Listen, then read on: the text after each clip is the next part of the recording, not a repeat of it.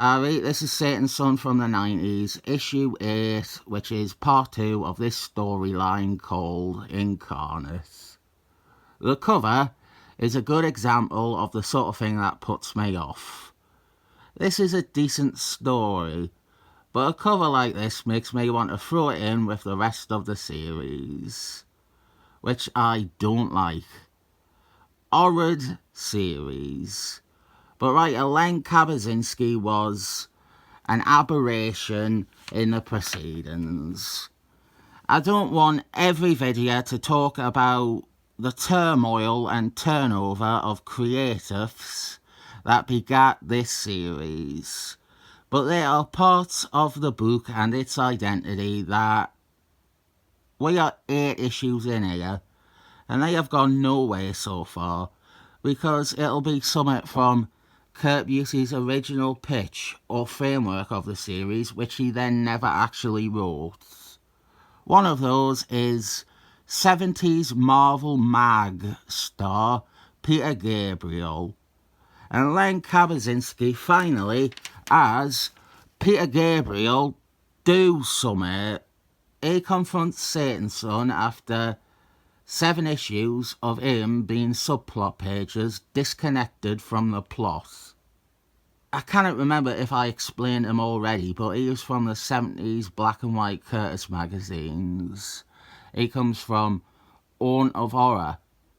He is an exorcist, and I definitely said I understand and even appreciate the idea of bringing him into Satan's Son stories. So yeah, I think I did explain him because I remember saying that.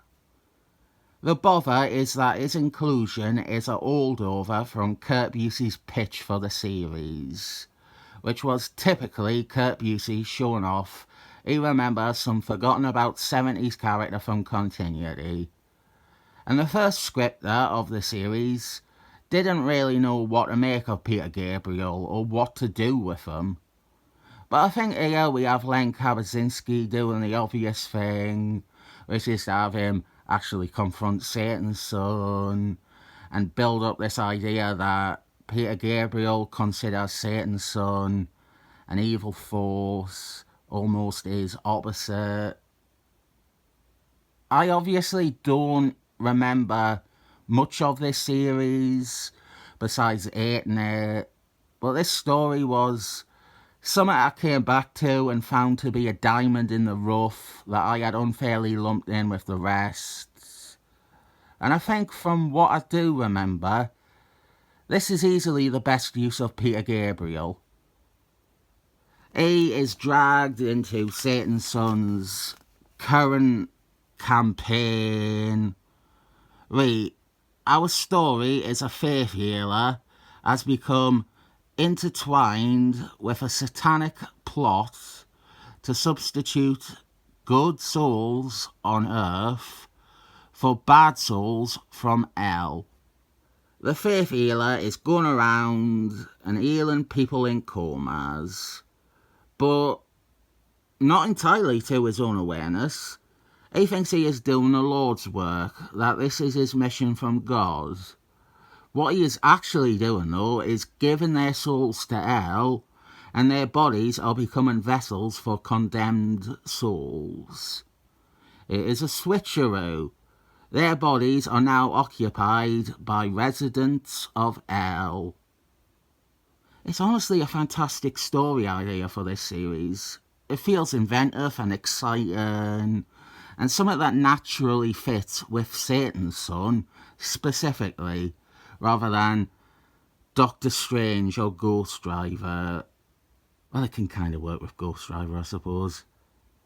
I find it legitimately exciting, and the scale is, or would be, impressive.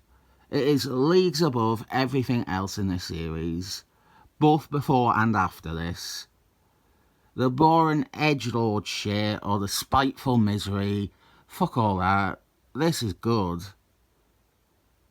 One of our main characters in this mix, well, all these damned souls are shown and play a part, but one of the more present ones is this hard man called Nicholas.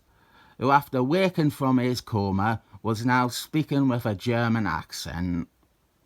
The soul inside of him was a Nazi during the war, and what makes this story great is that it explores that with far greater nuance than you expect from this book, this writer, or even Marvel. More of that coming up. We do have some very interesting and surprising topics in this. I am saving the vertical comics comparisons, or the verticalification of Satan's son, for another comic entirely, but on the surface it is a very understandable and sensible direction. But the trouble is that they got the wrong people to do it. Len Kaminski does the best job of it here. This is a vertical-esque story that would work. If they had led with this easily, I think the book might have managed to grab some of that audience. But as is often the case with Marvel and their imprints or their attempts to do something like that, they always want to have their cake and eat it too. If they have something like Knights of Penzance, which was originally aligned quite well with DC's Vertical, well, they gave up on that tone and made them colourful Marvel superheroes, and they shot out 20 other Marvel UK titles that had nowhere near the artistic intent of Vertical, or even the first run of Knights of Penzance. It was all soulless, cash-grabbing superheroes, and that is what Marvel do with any surprise hit. What I really like about this too is that all the characters are providing their own things. Peter Gabriel has this arc with the Faith Healer. He initially believed the Faith Healer was legit, but now he has been exposed and Peter Gabriel is feeling dejected again, and like the world is corrupt and evil. After years of not rating Len Kaminski, looking at this, and this is his best work, no doubt, I can't help but feel upset that this wasn't seized. This story is very mature, and I don't mean content. The content is a bit mature, I guess. But I mean the writer behind it feels mature. Like a writer who has matured. This was the end point of Len Kaminski's development as a writer. And it's real good, but it seems nobody really noticed it. I've not the biggest sample of his works, but I would be keen to hear from you if there is anything else by him that touches close to this level. It's not his run on Iron Man, that's for sure. Not a fan of that. There's also the part that is controversial in many ways. One of the souls from Hell, is a lesbian woman who has been reborn in the body of a straight woman. She is trapped in a heterosexual marriage now. What is frustrating about this is, if you strip away all the bullshit from both sides of the argument, Len Kaminski does some excellent things here with this character. But the first problem we have, likely why he was replaced as writer of the title, Marvel shareholders were resistant to homosexuality. They were homophobes. They reacted bad to Northman coming out. And even a story like this, daring to feature lesbianism as a topic, was probably giving them fidgety legs. And then the other side is angry at the idea presented that a lesbian goes to hell automatically on account of being a lesbian. Lesbianism being a sin would be the takeaway point most would read, which is unfair because it is ignoring what Len Kaminski does with the premise. I think it is an idea worth exploring, and Len Kaminski has a rational head on his shoulders when it comes to this, because she is clearly written to be a completely normal, reasonable person. His agenda isn't to say lesbians go to hell, but that it would be colossally unfair that one would, because, as we will see, she is a good person. Adding a sense of urgency to this is evil is converging on these misplaced souls on Earth. Lisa, that is her name, or is it her name? Is it the body she is occupying, or is it her? I don't think we get a second name, so we'll just call her Lisa. Lisa is attacked by her husband, who is possessed. Plenty of subtext for you to read there.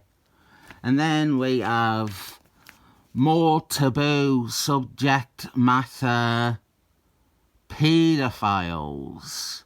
Here is my attempt to make a mini-mate of Satan's son. It's all finished, e.g. he needs a pentagram printed on his chest. But this seemed the right time to bring out a childish toy. One of those souls from hell was that of a paedophile, and I think it would have been interesting to maybe feature this guy a bit more, but understandably he is straight away killed off. He is murdered by a bunch of possessed children, a brand of justice. What little we get is simply telling us his sin, the tiniest bit of characterisation as him fighting paedophile urges. He told himself if he ever got out of hell, he would never do it again. But we don't quite see if he could resist that urge to do some nonsense, and he is killed. I think it is too loaded a topic and too iffy to try and do much with a paedophile character. There's certain things that readers won't go with, and I think anything that isn't immediate in its condemnation, anything that is trying to explore the topic, is doomed to misinterpretation. There was that Van Morrison DC character, his version of Bullet Girl, his revamp of Bullet Girl. I always felt like that character wasn't pushed much because her origin was tied to child pornography.